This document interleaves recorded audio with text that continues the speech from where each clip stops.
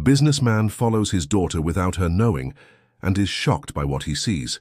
Richard Thompson watched from the window of his 20th floor office, trying to control the growing feeling that something was wrong. His daughter Rebecca, once so dedicated to the family business, now seemed like a stranger who avoided his calls and declined invitations to important meetings. It was when he found a bank statement showing large withdrawals that he made the decision that would change everything. That very afternoon, he left his assistant in charge of a crucial meeting and followed Rebecca's car through the bustling streets of New York. When she parked near Central Park and swapped her elegant suit for a simple denim jacket, Richard felt his heart race. Something was very wrong in his only daughter's life. "I don't understand what's going on," he murmured to himself as he watched her from a distance, walking briskly along one of the park's trails. The 25-year-old heiress to the real estate empire Thompson Builders kept glancing at her phone, as if waiting for someone. Richard adjusted his sunglasses and kept a safe distance. Dressed in an impeccable suit, he stood out among the people, enjoying the sunny afternoon in the park. Still, he followed his daughter, determined to uncover what she was hiding. Rebecca stopped near a large oak tree and sat on a bench. Minutes later, a man around 30 approached. Richard's blood boiled as he watched his daughter warmly embrace the stranger. "Who the hell is this guy?" he whispered, hiding behind a leafy tree. The conversation seemed intense. Rebecca gestured, her face filled with concern. The man held an envelope, which he eventually handed to her. When she opened it, she examined the contents and nodded, tucking it into her purse. After the mysterious man left, Richard continued following his daughter, who now walked toward a less affluent part of the city. As they moved away from the mansions and entered a lower middle-class neighborhood, the businessman's unease grew. Finally, Rebecca stopped in front of a modest building. A discreet sign read, "New Beginnings Community Center." Richard watched, in disbelief, as his daughter rang the bell and was greeted with hugs by several children who ran to the door. Dear listener, if you're enjoying the story, don't forget to like and subscribe to the channel. It helps us a lot as we're just starting out. Now, back to the story. Hidden behind a parked van, Richard couldn't believe his eyes. Rebecca, who had been raised in luxury and comfort, was now smiling brightly as she entered that humble place. He was about to approach when his phone rang. "Mr. Thompson, the representative from the American development firm, has been waiting for 20 minutes. His assistant Jessica's voice sounded annoyed. "Where are you?" "Something came up, Jessica. Apologize and reschedule." "Reschedule, sir? They flew in from across the world to—" "I said reschedule," he snapped, hanging up. For 2 hours, Richard stayed in that uncomfortable spot, waiting for his daughter to leave. When the door finally opened, Rebecca stepped out accompanied by an elderly woman with graying hair. They chatted animatedly. "Mrs. Wilson, you have to accept the money," Rebecca insisted. "The children need new school supplies." "My dear, I've told you we can't take any more of your money. You've already done so much for us. Then at least let me gather donations from others. I have some contacts who can help." The older woman sighed, seeming to relent. "All right, but nothing extravagant, and I'm still worried about that land. I heard your family bought the area and plans to build a luxury condominium." Richard froze. She was talking about the Royal Gardens project, his newest venture, a multi-million-dollar investment that required the eviction of dozens of families from a prime area. "Don't worry," Rebecca replied firmly. "I'm working on it. I promise no one will lose their home." His daughter's words hit Richard like a slap. How could she promise no one would be evicted? That land had already been purchased, the plans were ready, and international investors were committed. Rebecca said goodbye to the woman and headed back. Richard waited for her to walk away before making his way to his luxury car, parked a few blocks ahead. With trembling hands on the wheel, he tried to process what he'd just learned. The next day, Richard woke up early, determined to confront his daughter. But when he went downstairs for breakfast in their spacious penthouse, he found only a note. "Dad, I left early to take care of some things. Don't wait for me for dinner. Love, Becky." Frustrated, he decided to go back to the community center. He needed to understand exactly what his daughter's involvement was with those people. He dressed casually, something rare for him, and drove to the location.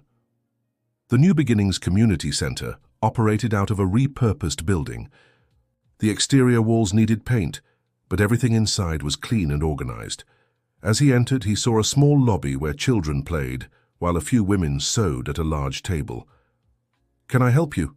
asked a young woman, who seemed to be one of the coordinators. Richard hesitated, realizing he hadn't planned what to say. "I heard about this center. I wanted to learn more about the work you do here." The young woman smiled. "Of course, my name is Tiffany. I'm a social worker here. You came at a good time. We have our craft workshop running. Would you like to take a look?" Richard nodded and followed Tiffany down the hallway. With every step, he saw more signs of Rebecca's presence. Photos of her with the children, a mural with drawings dedicated to Aunt Becky, a small office with a sign that read, "Legal Assistance, Attorney Rebecca Thompson." "Your daughter has an office here?" he asked without thinking, pointing at the sign. Tiffany looked at him in surprise. "You know Attorney Rebecca?" Richard realized his mistake. "Not personally, I've heard about her work," he lied, uncomfortable. "Oh yes, she's amazing. She left a high-ranking position at her father's company to dedicate herself to social causes. At first she only came on Fridays, but now she's here almost every day, offering free legal help to residents. Thanks to her, many families have been able to secure their homes and avoid eviction." Every word felt like a knife to Richard. His daughter had abandoned the career he'd carefully planned for her, for this. "And these residents she helps, and where do they live?" he asked, trying to keep his voice neutral. "Most are from right here, Hope Village. You know that area, where they say they're going to build a luxury condominium. Many have lived there for decades but don't have formal documentation for the land. Attorney Rebecca is helping them fight for their rights." Hope Village, exactly the location of the Royal Gardens project. Richard thanked Tiffany and quickly left, his head spinning. In the car, he called his legal director. "Michael, I need you to check if there are any lawsuits involving the land in Hope Village." "Is there a problem, Richard?" "Just do what I'm asking." 2 hours later, Michael called back. "Richard, we have a problem. There's a lawsuit challenging the legitimacy of the land purchase. The attorney representing the residents claims there were irregularities in the documentation." "Who's the attorney?" There was an uncomfortable pause. "It's your daughter, Richard. Rebecca is leading the case against us." The revelation felt like a punch to the gut. His own daughter, working against the family business, jeopardizing a multi-million-dollar project. He couldn't believe it.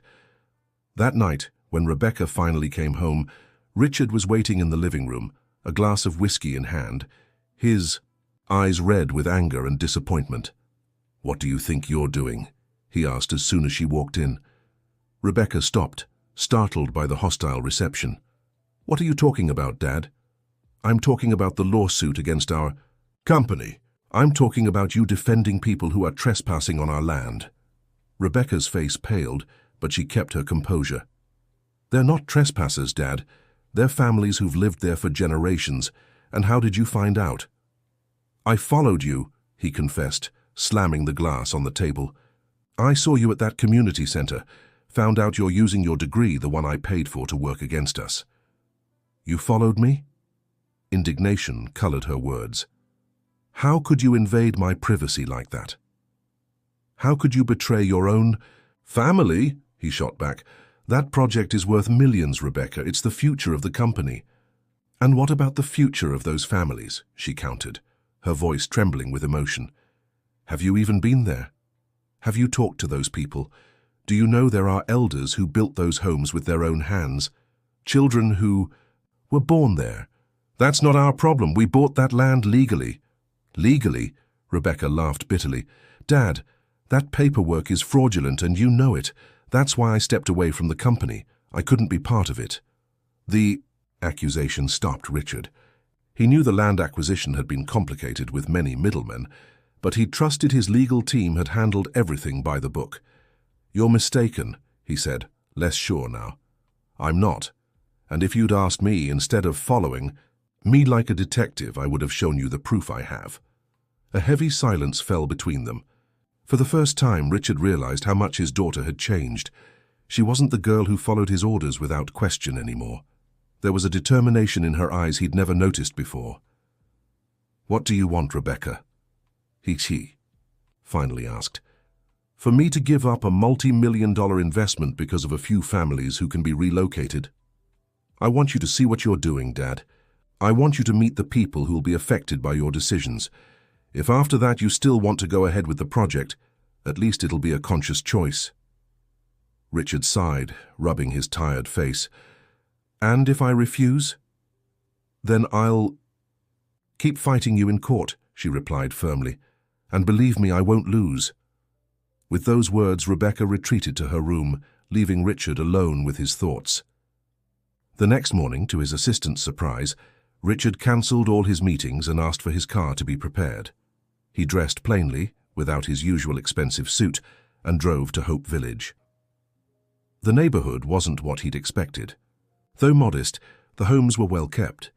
He saw small but blooming gardens, children playing on the sidewalks, elders chatting in chairs by their front doors. A living community, not just a cluster of shacks like he'd imagined. He walked the narrow streets feeling out of place. Some people eyed him curiously. He was about to return to his car when he saw his daughter stepping out of one of the houses. Instinctively, he hid behind an oak tree. Rebecca carried a folder full of documents and was talking animatedly with a woman around 70 years old. The older woman held Rebecca's arm affectionately, as if she were family. "Ms. Jenkins, you don't need to worry. We're doing everything by the book, and I have good reason to believe we'll win this case. But my dear, they say this construction company is very powerful. The owner is a heartless man who only cares about money." Richard felt his face burn at the description. "Not everything is as it seems, Ms. Jenkins," replied Rebecca. "Sometimes people just don't understand others' realities. That's why I'm trying to show him, the company, the human impact of these decisions. You have a good heart, child. God bless you." As Rebecca walked away, Richard continued to follow her. She entered several houses, always carrying documents, always greeted with smiles and gratitude. In one, a group of children surrounded her with hugs, calling her Aunt Becky. In another, an elderly man, visibly ill, cried as he held her hands. Richard watched from a distance, a strange feeling growing in his chest. He had never seen his daughter so happy, so fulfilled. At business dinners and company meetings, she always seemed to just be playing a role. Here, her smile was genuine, her eyes bright. By the end of the day, tired and confused, Richard returned home. He didn't confront Rebecca again. Instead, he spent the night reviewing the land acquisition documents. Michael, his legal director, had assured him everything was in order, but something in Rebecca's confident words made him doubt. After hours of examining the papers, he found disturbing inconsistencies. The intermediary company that sold the land had been created just 3 months before the transaction. The listed former owners didn't match the current residents. There were signs of forgery in some signatures. His stomach sank. Rebecca was right. The acquisition had serious legal issues, and he hadn't even questioned it. He had blindly trusted his subordinates, too eager to close the deal. Dear listener, if you're enjoying the story, take a moment to like and especially subscribe to the channel. It helps us a lot as we're just starting out. Now, continuing. The next morning, Richard woke up determined to understand the situation better. Once again, he went to Hope Village, but this time not to spy on his daughter. He wanted to talk to the residents, hear their stories firsthand. His first encounter was with old Jack, an 82-year-old man who had lived in the same house since he got married over 50 years ago. "I built every wall with my own hands," the old man explained proudly, showing off the small 2-bedroom house. "When I got here, there was nothing, just wilderness. Now they want to kick me out to build apartments for the rich." "And do you have any documents for the house?" Richard asked, trying to understand the legal situation. "Sure do. Son, I bought this land from the old farm owner who used to be here. I even have the yellowed receipt saved, but they say it's worthless now. Your daughter's helping me prove it's valid." Richard swallowed hard at the mention of Rebecca. "My daughter, attorney Rebecca Thompson, a golden girl. She doesn't charge us a thing to help. says she does it for the love of justice. After old Jack, Richard spoke with Ms. Jenkins, the same woman he'd seen with Rebecca the day before. She invited him for coffee in her small kitchen as she shared her story. "I raised 5 children in this house," she said, pouring strong coffee. "My husband worked in construction, helped build many of those fancy downtown buildings. The irony is they now want to tear down our home to make more of them." Richard sipped his coffee, uneasy. "And when did you find out you'd have to leave?" "We got a notice about 3 months ago. Said we had 60 days to vacate. Worst day of my life since I lost my husband. Where would I go with my little granddaughter I'm raising alone?" That's when attorney Rebecca showed up, like an angel. Said she'd fight for us. With each conversation, guilt grew heavier in Richard's chest. These people weren't invaders. They were families who had built their lives there, some for decades, and he was about to tear everything away from them without even knowing their stories. As he walked through the narrow streets of Hope Village, a painful memory surfaced from the depths of his mind, something he had buried for years. His own father, a rigid and ambitious man, had lost the family's small business during the economic crisis of the 80s.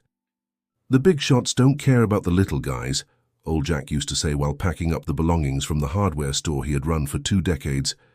"If you want to get ahead in life, son, be the big one, never the small." Richard had built his life and his company following that advice. He had created a real estate empire focused on efficiency and profit, never paying much attention to what he called the sentimental details. Had he become the kind of man his father despised? The irony wasn't lost on him. "Hey, mister, you okay?" A child's voice snapped him back to the present. A girl of about 8 watched him curiously. She wore a simple but spotless dress and clutched a worn-out notebook. "Yeah, I'm fine," he replied awkwardly. "Just getting to know the neighborhood." "Are you from the city?" she asked suspiciously. "My grandma said they were sending people to kick us out."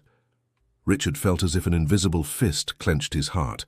"No, I'm not from the city. I'm just—" He hesitated, unsure how to identify himself. "Just someone trying to understand things better." The girl seemed to consider his answer. "I'm Emily, I live over there," she said, pointing to one of the modest houses painted in faded blue. "My grandma's lived here since before I was born." "Your house is very nice," Richard said sincerely. "You want to see my drawings?" she offered, holding out the notebook. "I'm making one for every place in the neighborhood I don't want to forget, in case we have to leave." With trembling hands, Richard took the notebook.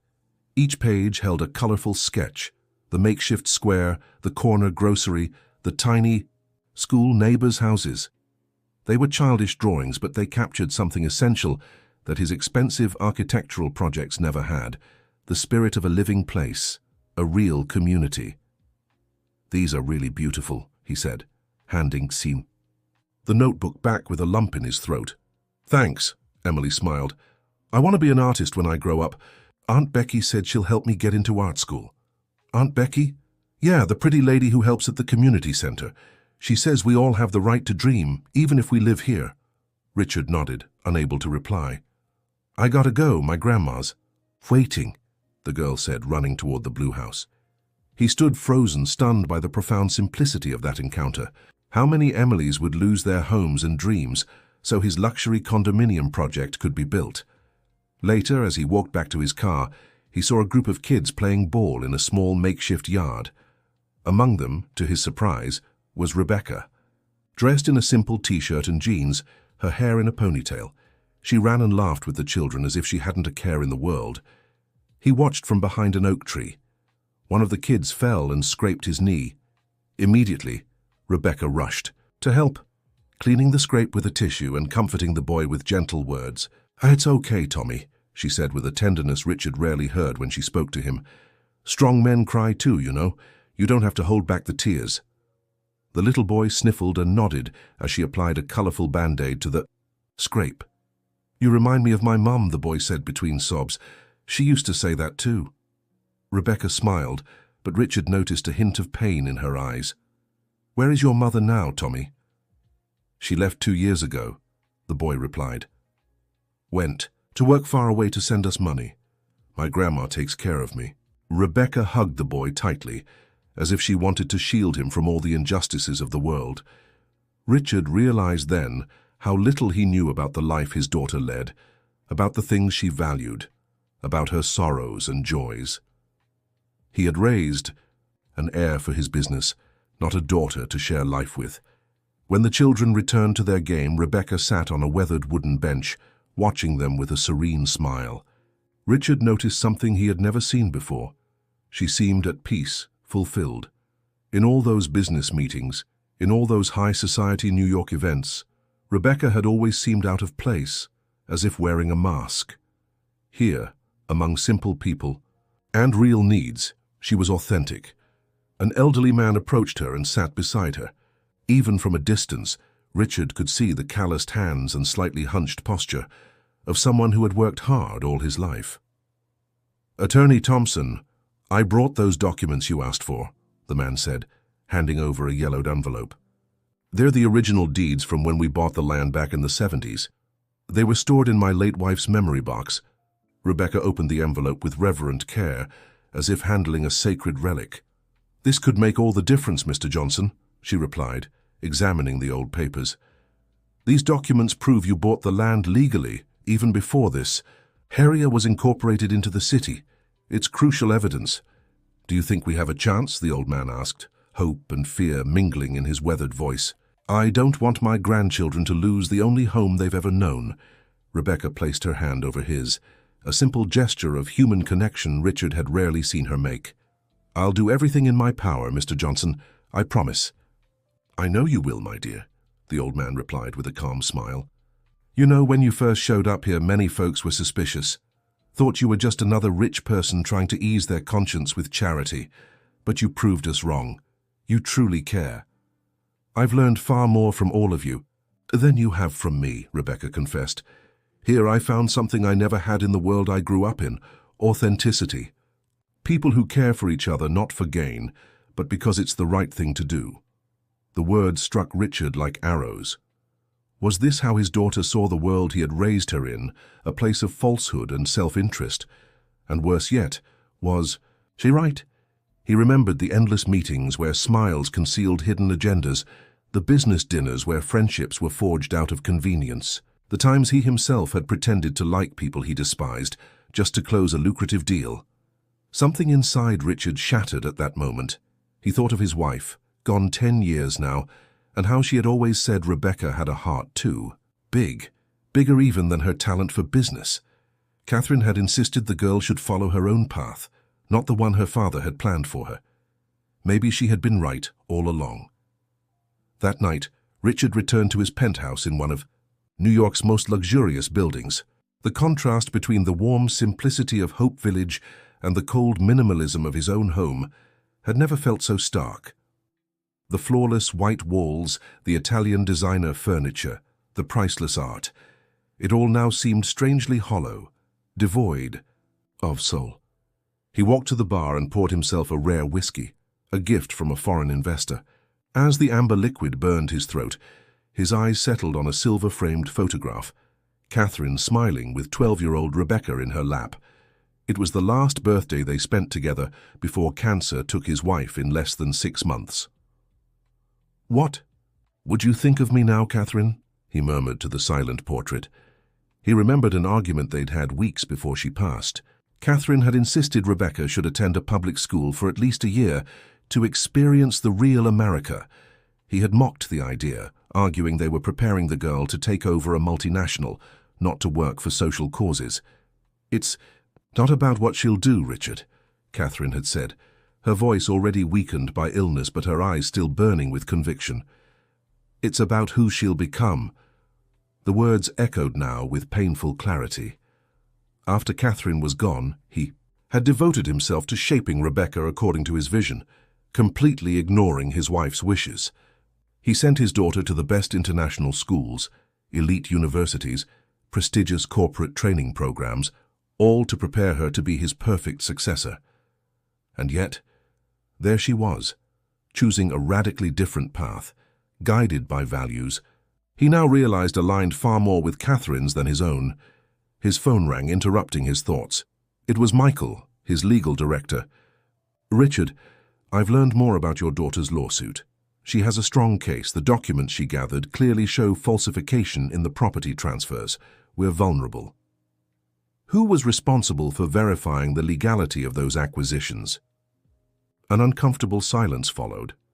"Well, technically me, but you know how these things work. The middleman assured us everything was settled and we streamlined some processes to speed up the purchase. Nothing unusual in the market." "I see," Richard replied, feeling a mix of anger and shame. "Anything else?" "Yes, your daughter rejected our out-of-court settlement offer. 50,000 per family wasn't enough. She's demanding the complete nullification of the purchase and legal recognition of the current residents' land rights." Richard hung up without responding. The situation was worse than he'd imagined. This wasn't just about residents protesting an inevitable eviction. There were real legal flaws in the acquisition process, flaws his own legal team had deliberately ignored. He stayed up late, re-examining all the project's documentation. The more he read, the more he realized Rebecca was right. The residents of Hope Village had legitimate claims to that land, claims that had been conveniently overlooked in the name of progress and profit. Then he made a decision that just 24 hours earlier he would have considered unthinkable. He called his assistant. "Jessica, cancel all my meetings tomorrow and ask the chef to prepare a special dinner tonight. Italian menu, red wine, chocolate, dessert. For 2. Any special occasion, sir?" "Yes." "A very special one." He spent the next day reorganizing his thoughts and plans. By evening, he was as nervous as a teenager before a first date. There was so much to say, so many apologies, to make so much distance to bridge between him and his daughter. When Rebecca arrived home, Richard was waiting in the dining room. He had prepared her favorite meal, something he hadn't done since Catherine's death. "Dad, what's all this?" she asked, surprised by the elegantly set table. "I thought we could talk better over dinner," he replied, pulling out her chair. "No shouting this time." Rebecca sat down warily, serving herself a small portion of the lasagna he had ordered from the Italian restaurant she loved. "I went to Hope Village today," Richard said after a few moments of silence. Rebecca nearly choked. "What? Why?" "I wanted to see for myself. I talked to a few people, old Jack, Miss Jenkins." "And?" "And you were right," he admitted, surprising her. "There's something wrong with this acquisition. I reviewed the documents last night and found serious inconsistencies. I think we were misled by the intermediaries." Rebecca set down her fork, her eyes fixed on her father. "What are you going to do about it?" Richard took a deep breath. "I want you to tell me everything from the beginning, how you discovered the irregularities, how you got involved with that community." For the next 2 hours, Rebecca recounted her journey, how she first grew suspicious when she saw documents crossing her desk in the legal department, how she discreetly investigated and uncovered the fraud, how she decided to visit Hope Village to meet the affected people, and ended up falling in love with the community. "Remember when I missed that meeting with the Japanese investors 8 months ago?" she asked, absently stirring the risotto she had barely touched. "You were furious, said I was sabotaging my own career." Richard nodded, remembering his explosive reaction. "That day I was at the hospital with Miss Jenkins. She had suffered a mild heart attack after receiving the eviction notice. She had no one to go with her." Rebecca's voice faltered. "She looked at me like I was her salvation, Dad. Me, the daughter of the man causing all that suffering."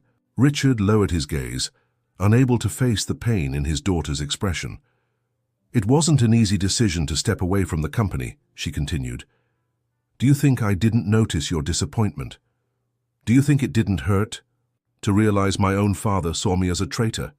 Silent tears rolled down Rebecca's face. "I grew up dreaming of making you proud of me, of being the perfect daughter who would carry on your legacy." "And what changed?" Richard asked softly. Rebecca took a deep breath, wiping her tears. "Remember, Mum, how she used to say money was important but not at any cost?" Richard felt a pang in his heart. Catherine had always been his moral compass, the voice that kept him honest. After she passed, that voice had gone silent. "When I discovered the irregularities in the purchase of Hope Village, something woke up inside me. Mum's voice, I think. I couldn't pretend it didn't matter anymore, that it was just how business works. I had to do something. Was that when you started visiting the community center? Not right away. First, I tried to change things from within. I talked to Michael, to the corporate responsibility department. They all patted me on the back and said I was too sensitive, too idealistic. The bitterness in her voice was palpable. One day I decided to go there myself, to see with my own eyes the people we were about to displace. Rebecca's eyes lit up at the memory. It was transformative. At first they were wary of me, of course, a wealthy woman in high heels and designer clothes showing up out of nowhere. But when I started hearing their stories, when I saw the dignity with which they faced adversity, the solidarity among them. She shook her head, as if words weren't enough. I found something I didn't know I was looking for, Dad. A real purpose. And so you decided to use your law degree against us, Richard concluded, without accusation in his voice. Not against you, Dad. Against injustice, she corrected. I know it seems like betrayal, but I tried to do it as ethically as possible. I never used insider information from the company. I never compromised trade secrets. I just applied the legal knowledge I have to defend people who couldn't defend themselves. Rebecca hesitated, as if gathering courage for her next words. I tried to tell you so many times, Dad, but you never really listened, she concluded. You always said I was too idealistic, that business is business. Richard nodded, remembering how often he'd dismissed his daughter's concerns as excessive sentimentality. Why didn't you come straight to me when you discovered the fraud? Because I wasn't sure you weren't involved, she replied with painful honesty. I didn't want to believe my own father could knowingly take part in something like this, but I couldn't ignore the possibility either. The answer stung, but Richard recognized it was fair. He had created this distance between them with his obsession for business success at any cost. And now? Are you going forward with the lawsuit against the company? That depends on you. Dad, what do you plan to do? Richard thought long and hard before answering. I want to make things right, Rebecca. I don't know exactly how yet, but I know I can't just destroy those people's lives. I need time to figure out a solution. For the first time in many days, Rebecca gave him a genuine smile. I can help you with that. I have some ideas. I'm listening. What if, instead of an exclusive condominium, we developed a mixed housing project? She suggested, her eyes shining with enthusiasm. Keep the existing homes, improve the neighborhood's infrastructure, and only use the empty lots to build new properties. We could even help the residents legalize their land. Richard considered the proposal. It wouldn't be as profitable as the original plan, but it could still be a good business move. And more importantly, it was something he could be proud of. The investors won't like it, he mused. Then find investors who will, Rebecca replied firmly. There's a growing market for socially responsible developments. We can make this a new direction for the company. In the weeks that followed, father and daughter worked together on the new project. The transition wasn't easy. Years of emotional distance and fundamental differences in values didn't disappear overnight. There were heated arguments, moments when Richard fell back into his old corporate habits, treating the situation as a problem to be solved with money and influence. Times when Rebecca lost patience with what she saw as her father's insensitivity. Moments when both wondered if they could ever bridge so many divides. One particularly tense afternoon, after a disagreement over budgets, Rebecca slammed a folder onto the table in frustration. It's not just about numbers, Dad. These are real lives. And how do you think those lives will continue if there's no financially viable plan? He shot back, equally exasperated. Idealism doesn't pay the bills. A heavy silence fell between them. It was Richard who gave in first. I'm sorry, old habits, he sighed, rubbing his tired face. I'm trying, Becky, really. The vulnerability in his voice surprised Rebecca. She stepped closer and hesitantly placed a hand on his shoulder. I know you are, and I need to be more patient too. We can't change everything at once. It was a small moment of connection, but a meaningful one. Gradually, they found a working rhythm that blended Richard's business experience with Rebecca's social awareness. The first major challenge came when they had to confront the company's legal team. Richard called a meeting with all the attorneys in the department, with Rebecca by his side. The tension was palpable when he announced a full audit of all real estate transactions from the past 5 years. "This is absurd," protested Michael, the legal director. "This will completely halt our operations." "What's absurd?" "Michael is discovering that my own company is involved in questionable practices," replied Richard firmly. "And that my legal director knew about it." Michael paled, shooting a furious glance at Rebecca. "So that's it? You're going to listen to your daughter's conspiracy theories? She left the company, Richard. She's working against us." "She's working for justice," corrected Richard. "Something you've apparently forgotten the meaning of." The room fell silent. They had never seen the CEO of Thompson Builders speak like that. The man who had always prioritized results, above all else, was now talking about justice. "I want all documents related to Hope Village on my desk within an hour," he continued. "And if I find anyone else was involved in this fraud, the consequences will be severe." After the meeting, as they walked back to Richard's office, Rebecca couldn't hold back a smile. "What is it?" he asked, noticing her expression. "Nothing. I just didn't expect to see my father, the feared Richard Thompson, stand up for values instead of profits." He smiled back, a tired but genuine smile. "Neither did I. Your mother would be proud of both of us." The investigation confirmed what they both suspected. Richard summoned his legal team and demanded full transparency about the land acquisition. As he suspected, he discovered that Michael, his legal director, had covered up irregularities in exchange for kickbacks from intermediaries. The final confrontation with Michael was painful. The man had been his right hand for over 15 years, present in every major negotiation, in every company expansion. "Why, Michael?" Richard asked, genuinely confused. "You already have an excellent salary, profit shares. Why risk everything for bribes?" The lawyer laughed bitterly. "You still don't get it, do you? It wasn't about the money. It was because I always believed we were doing what was necessary, that the ends justified the means. You taught me that, Richard," he accused, pointing a finger. "Do whatever it takes to get the deal done." "How many times did I hear that from you?" The words hit Richard like a punch. It was true. It was. For years he had fostered a corporate culture where results were all that mattered. He had molded Michael in his own image, and now he was condemning him for following the very path he had set. "You're right," he admitted to Michael's surprise. "I created this environment, but that doesn't make your actions right, and more importantly, it doesn't mean we have to keep going this way." Without hesitation, Richard fired him and launched an internal investigation. He offered the vacant position to Rebecca, who accepted on the condition that she could continue her volunteer work at the community center. Together, they completely redesigned the Royal Gardens project, now renamed New Hope Village.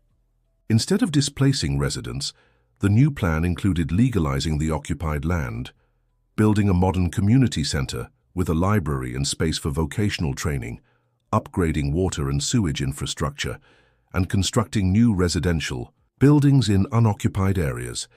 Convincing investors wasn't easy. Some backed out, considering the project less profitable, but to Richard's surprise, others were enthusiastic about the socially responsible approach and the positive publicity it would generate. 6 months later, Richard and Rebecca attended a meeting with the residents of Hope Village. In the small community hall, they presented the new plan. Initially met with skepticism, they gradually won over the crowd's attention and interest.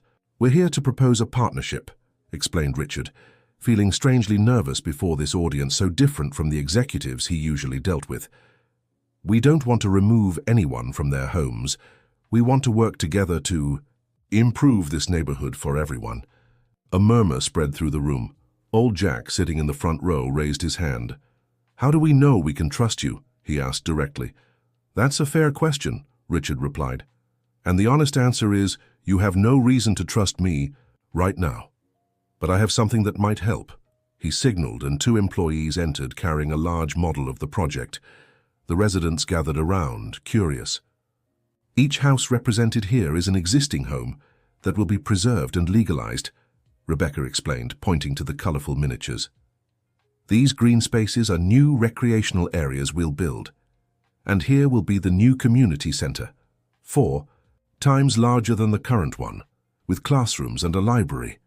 Ms. Jenkins' eyes filled with tears as she spotted her house on the model, preserved exactly as it was, with the small rose garden she tended so lovingly.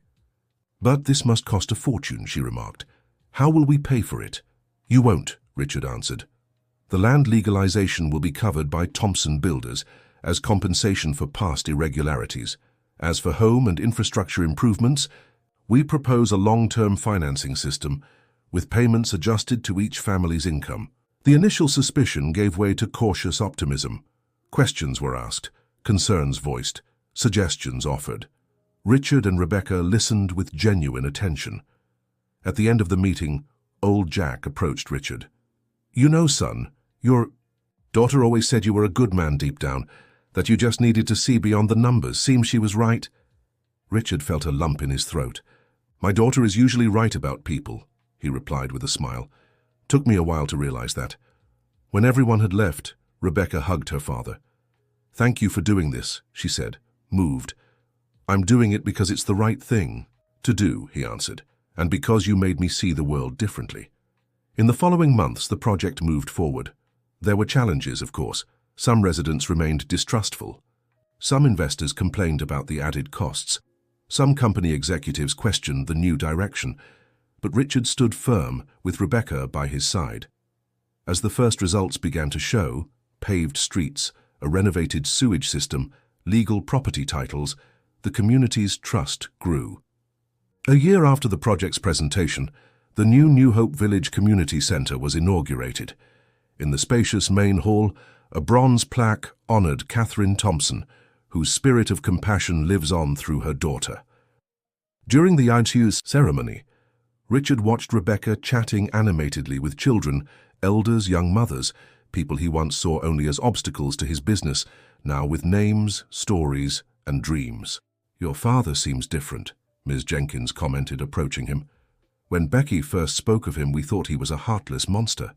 But look at him now. He even smiles differently." Richard laughed. "Sometimes we need someone special to show us who we really are, or who we can be." "Your wife would be proud," the older woman said, surprising him. "Becky told us about her, how kind she was, always standing up for the less fortunate." An unfamiliar emotion tightened Richard's chest. Catherine had always believed true wealth wasn't in bank accounts, but in the lives we touch for the better. For years after her passing, he had strayed from that philosophy, burying himself in business as a way to escape the pain. Watching his daughter now, he saw not just Catherine's physical likeness, but her spirit, her values. And somehow that made him feel closer to the wife he'd lost. The company had changed too. The success of the New Hope Village project had drawn media attention. Thompson Builders became known as a pioneer in socially responsible urban development. New clients appeared, interested in similar projects. What had begun as a potential financial loss turned into a new and profitable business direction. But for Richard, the greatest transformation happened within himself. The cold, calculating businessman who saw people as numbers on spreadsheets learned to recognize the human impact of his decisions. The absent father who delegated his daughter's upbringing to others rediscovered the joy of family connection. Dear listener, if you're enjoying the story, please take a moment to like and especially subscribe to the channel. It helps us newcomers tremendously. Now, continuing. 2 years after that fateful day when he decided to secretly follow his daughter, Richard celebrated his 55th birthday in the community garden of New Hope Village. There were no lavish ballroom parties or influential guests, just a simple gathering with neighborhood residents, his daughter, and a few true friends. The journey there hadn't been easy. The transformation of the Royal Gardens project into New Hope Village faced obstacles that often seemed insurmountable. Furious investors threatened lawsuits. Conservative executives within the company resisted the paradigm shift. Corrupt bureaucrats tried to block the land regularization. Even some residents, conditioned by decades of broken promises, remained skeptical until the last moment. There was one particularly critical moment about 6 months into the renovation. when an investigative report in a major business newspaper questioned Richard Thompson's mental stability. Billionaire CEO abandons profit for social project, midlife crisis, or hidden strategy, read the biased headline. The article insinuated he was being manipulated by his daughter, or worse, that there was some illicit scheme behind the sudden change of plans. The pressure was immense. The company board called an emergency meeting. Minority shareholders threatened legal action to remove him as chairman. Old golf club friends stopped returning his calls. It was possibly the loneliest moment of his life since Catherine's death. One particularly difficult night, after hours of tense meetings with dissatisfied investors, Richard seriously considered giving up. Going back to the original plan, restoring his corporate reputation, it would be easier.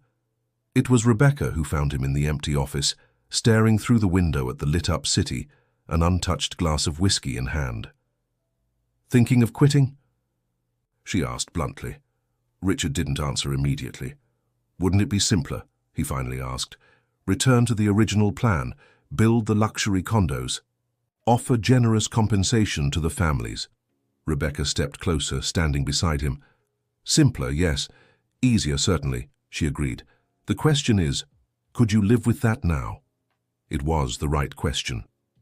After meeting old Jack, Ms.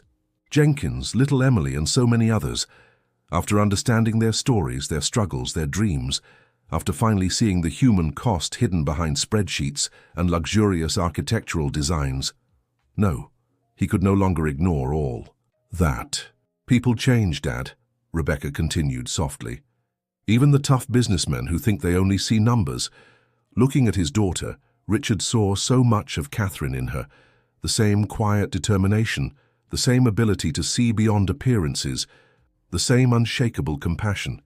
But he also saw something of himself, the persistence, the strategic skill, the refusal to accept defeat. "What would your mother say now?"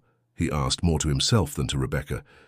"That backing down is easy, but it's rarely the right path," she answered without hesitation, "and that the hardest decisions are often the ones that help us grow the most." That simple conversation was the turning point.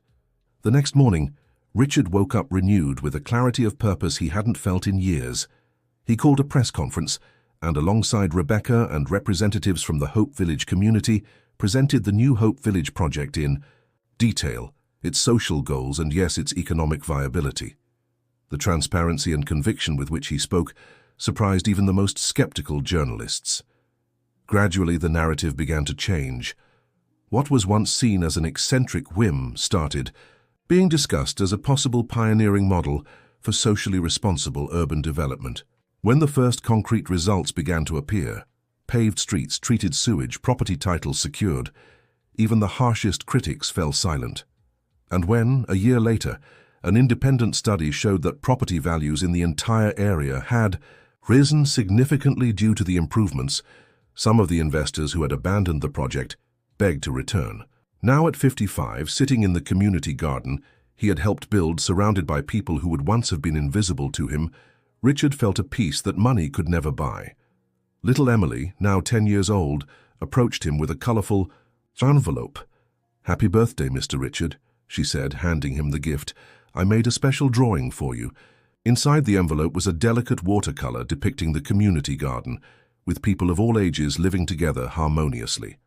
At the center, clearly recognizable, were Richard and Rebecca holding hands. "It's beautiful, Emily," he said, moved. "You're very talented. Aunt Becky is helping me put together a portfolio to apply for an art school scholarship," the girl explained proudly. "She says I have a future." "And you do," Richard confirmed, stroking the child's hair. "A bright one," as Rebecca served a slice of cake to old Jack. Richard watched the scene with a sense of fulfillment he hadn't experienced in years. The impulsive decision to follow his daughter that day, driven by distrust and fear, had led him down an unexpected path of redemption and discovery. "What are you thinking about, Dad?" Rebecca asked, walking over with 2 glasses of juice. "About how life takes its turns," he replied, accepting the drink. "Do you remember that day I followed you to the community center?" Rebecca laughed. "How could I forget? You were so obvious hiding behind that oak tree. Honestly, I saw you from the start. Richard nearly choked on his juice. What? You knew I was following you? Of course, your fancy car isn't exactly subtle in a neighborhood like that, and you were never good at spying, Dad. Then why didn't you say anything? Rebecca looked at the horizon, thoughtful. Because I realized it might be the only way for you to truly understand what I was doing. Words weren't working. You needed to see for yourself. Richard shook his head, amazed at his daughter's wisdom. You're much smarter than your old man. I learned from the best, she replied with a smile. You were always determined and strategic in business. I just applied those qualities to different causes. At that moment, one of the neighborhood children ran up to them, offering drawings made especially for Uncle Richard. The businessman bent down to accept the gift, thanking them with genuine emotion. You've changed our lives, said the child's mother, stepping closer. Before we lived in fear of losing our home at any moment. Now we have security and a stronger community. Actually, you've changed my life, Richard replied. You've taught me what truly matters. Later that evening, back in the luxurious apartment he now only occasionally shared, having bought a simpler home near Hope Village, Richard gazed at the illuminated city through the window. Rebecca had stayed behind for a meeting with community leaders. His phone rang, displaying the name of one of his company's biggest investors. Carlos? Everything all right? Richard answered. Couldn't be better, the cheerful voice replied. I just got the numbers from last quarter. Richard, the business model you and your daughter created is revolutionizing the industry. We're getting partnership offers from all over the country. It's rewarding to see that doing the right thing can also be profitable, Richard remarked. More than profitable. It's sustainable long term. The next project in Chicago already has a waiting list for the apartments. After hanging up, Richard smiled, thinking about how much had changed. The Chicago project followed the same model, revitalizing neglected areas without displacing the original residents, combined with new construction and infrastructure improvements, a balance between economic growth and social responsibility. The door opened, and Rebecca walked in, looking exhausted but satisfied. How was the meeting? He asked. Productive. We're expanding the job training program. 3 residents have already gotten jobs at the construction company. She sat beside her father, slipping off her shoes with a sigh of relief. I got an interesting call today, Richard commented. State University wants me to give a lecture on sustainable urban development. Rebecca laughed. The famous Richard. Thompson, now an advocate for social causes, who would have thought? I'm thinking of accepting, but on one condition, that you join me. After all, this all started with you. It started with both of us, Dad, with your mistakes and my stubbornness, with your suspicion that led you to follow me, and my hope that you could change. Richard nodded, acknowledging the truth in his daughter's words. This story wasn't about a greedy businessman who had an epiphany, nor about an idealistic young woman who changed the world alone. It was about 2 imperfect people who together found a better path. Sometimes I think about how different things might have been if I hadn't decided to follow you that day, he confessed. Fate works in strange ways, Rebecca replied. If you hadn't followed me, I would have found another way to show you what was happening. Maybe less effective, maybe slower, but I would have tried. How can you be so sure? Because you're my father, she said simply, and I'd never give up on you. The words touched Richard's heart deeply. For so many years, he'd thought his legacy would be the buildings he constructed, the deals he closed, the fortune he amassed. Now he understood his true legacy was Rebecca, not for the talents she inherited from him, but for the values she had developed, often in spite of him. You know what your mother once told me? He asked, his voice soft with memory. That you had my brain and her heart, that you'd be unstoppable when you grew up.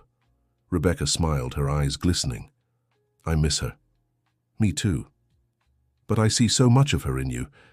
In fact, I think you got the best of both of us. That night, father and daughter talked for hours, not as businessman and subordinate, nor as adversaries on opposite sides of a cause, but as partners on a shared journey. They shared memories, dreams, plans for the future. Remember that Christmas? In Paris? Asked Rebecca, curled up on the couch with a cup of tea. I must have been about 8. Richard smiled, the memory vivid in his mind. How could I forget? Your mother insisted we go, even with that terrible blizzard.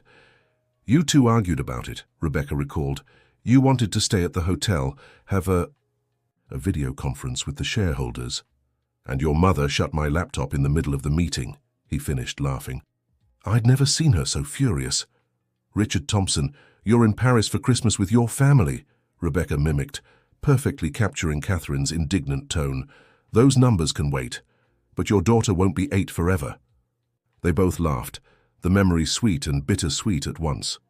She was right, Richard admitted, looking at his daughter tenderly. You grew up so fast, and I missed so much, always too busy with the next meeting, the next project, the next million. Rebecca placed her hand over his. It's never too late, Dad. We're here now, aren't we? Yes, we are, he agreed, squeezing her hand, thanks to your stubbornness, and my fatherly paranoia that made me follow my daughter like an amateur detective. There was a comfortable silence between them, the kind that only exists between people who are finally at peace with each other. You know what surprised me the most? Richard finally asked. What? Discovering that you're much better at business than I ever was. Rebecca raised her eyebrows, surprised. How so? The model you created for New Hope Village is brilliant. Becky, it's not just socially responsible, it's economically sustainable in the long run. While I always chased immediate profits, you built something that generates lasting value for everyone involved. Rebecca's face lit up at the genuine praise. I learned from the best, she replied. I just added a few variables to the equation. Human variables, Richard added. That's what I always lacked. I saw projects, land, profit margins. You see people, communities, lives. They spent the night reminiscing about the past and planning the future. Rebecca shared her vision for expanding the integrated community development model to other neighborhoods. Richard talked about restructuring the company's governance to institutionalize the new values they'd adopted. At one point, Rebecca shared a revelation that surprised her father. You know, for the longest time I thought I had to choose between being your daughter and doing what was right, she confessed. When I started working against the condo project, it felt like I was betraying you. It was heartbreaking. Richard looked at her with a mix of sadness and admiration. I'm sorry you had to go through that alone. I wasn't completely alone, she replied with a small smile. I had Mom with me in a way. In the toughest moments, I'd ask myself what she would do. And what would she say now, do you think? Rebecca thought for a moment. Probably something like, see, I always said you two were more alike than you wanted to admit. They laughed together, Catherine's invisible yet palpable presence wrapping them in warmth. When Rebecca finally went to bed, Richard stayed in the living room reflecting on the extraordinary journey of the past few years. He remembered the businessman he had once been, obsessed with profits and expansion, willing to sacrifice anything, even his relationship with his daughter, for business success. That man now felt like a stranger to him. A stranger who had to secretly follow his own daughter to discover what truly mattered in life. In the following weeks, Thompson Builders officially launched its new division, Sustainable Community Development, with Rebecca as the executive director. The initiative attracted national attention and inspired other companies in the industry to rethink their practices.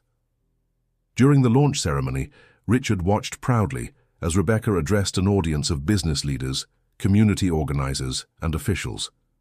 His daughter had become a bridge between worlds that rarely communicated, translating the needs of communities into the language of business and vice versa. This project isn't just about building houses, she said passionately. It's about building futures, about understanding that economic development and social justice aren't conflicting goals but complementary ones. At the end of the presentation, a reporter raised his hand. Attorney Rebecca Thompson, what motivated you to create such an innovative project? She glanced briefly at her father before answering. A series of fortunate coincidences, she replied with an enigmatic smile, and my father's willingness to look beyond the obvious and question his own certainties. Later, when they were alone, Richard questioned her answer. Fortunate coincidences? Is that how you describe my amateur sleuthing? Rebecca laughed. Some stories are better when we don't reveal every detail, Dad. What matters is where. We ended up, not exactly how. Richard agreed, recognizing the wisdom in his daughter's words. The path had been winding, started for the wrong reasons, driven by distrust. But destiny sometimes uses our weaknesses to lead us where we need to be. On the 3rd anniversary of the New Hope Village project, the community organized a special celebration. What was once a struggling neighborhood had become a model of integrated urban development. The original homes, now properly legalized and renovated, stood harmoniously alongside new buildings. The community center buzzed with educational and cultural activities. During the celebration, Old Jack, now 85, asked to speak. When those men in suits came with papers saying we had to leave, I thought it was the end, that I'd have to leave the home I built with my own hands.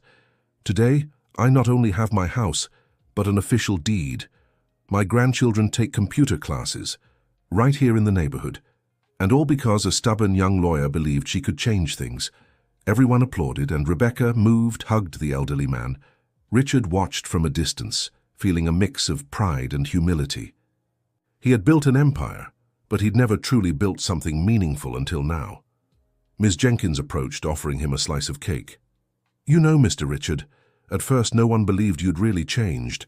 They said it was just for show, that you'd soon go back to being the ruthless businessman you once were."